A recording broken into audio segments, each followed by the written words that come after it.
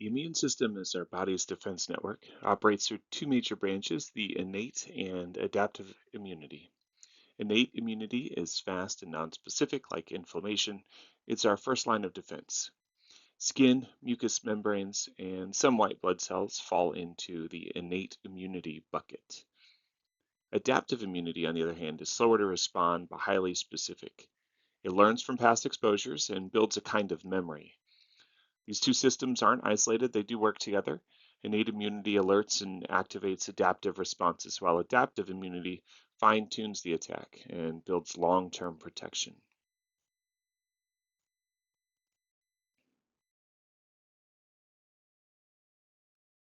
White blood cells, also called leukocytes, are the cellular soldiers in the immune system. They fall into two categories, granulocytes and agranulocytes. Granulocytes are like neutrophils, eosinophils, and basophils, contain granules and are primarily involved in innate processes. Agranulocytes, including monocytes and lymphocytes, don't have the granules under a microscope and play roles in both innate and adaptive immunity. So, looking at their functions, neutrophils are the first responders. They engulf or essentially swallow pathogens through phagocytosis and spike during bacterial infections. They become active. Eosinophils target parasites and mediate allergic reactions. Basophils release histamine, part of the allergic response, and contribute to inflammation. Monocytes circulate in the blood and mature into macrophages, which digest pathogens and present parts of the antigen to T cells for adaptive immunity. Lymphocytes include both B cells and T cells, central to adaptive immunity. Each cell type has clinical relevance. For example, elevated neutrophils often signal a bacterial infection, while elevated eosinophils may point to a parasitic disease or an allergy.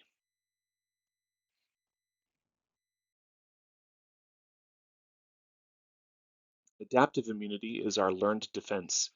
So it's specific, it gets better over time, and it does, in a way, remember past invaders. This acquired immunity refers to how we gain this protection, either through natural exposure or medical intervention. Active immunity develops when the body produces its own response through infection or vaccination. It's long lasting, but takes time to build. Passive immunity is borrowed. This would be like maternal antibodies passed to a newborn or immunoglobulin therapy. It's immediate but temporary. Key features of adaptive immunity include that it's specific for certain antigens, it has a memory for fast future responses, and there is a self-tolerance to avoid attacking our own cells.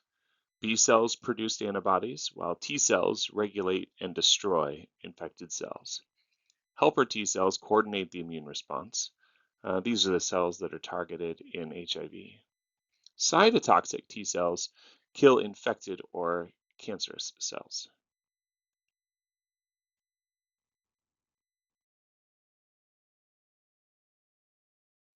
So antibodies, which are also immunoglobulins, are proteins produced by B cells. So the B cells make the antibodies.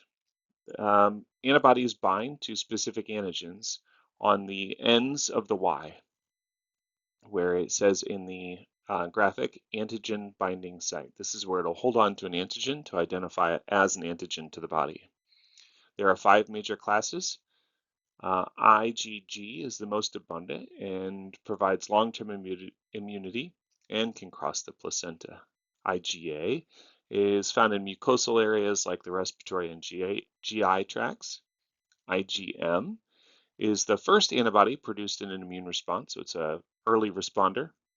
IgE is allergic reactions and parasites, along with the eosinophils.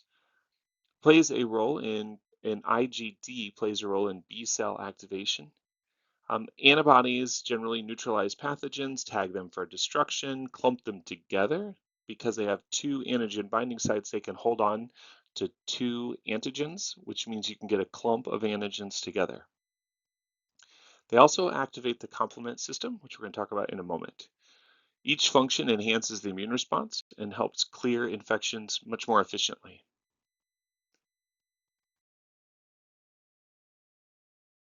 So briefly, the complement system is a cascade of plasma proteins that amplifies or supercharges the immune response. It crosses both innate and adaptive immunity. It tags pathogens for phagocytosis. It attracts immune cells to the site of infection, and it helps form the membrane attack complex to lyse pathogens, lyse meaning break apart.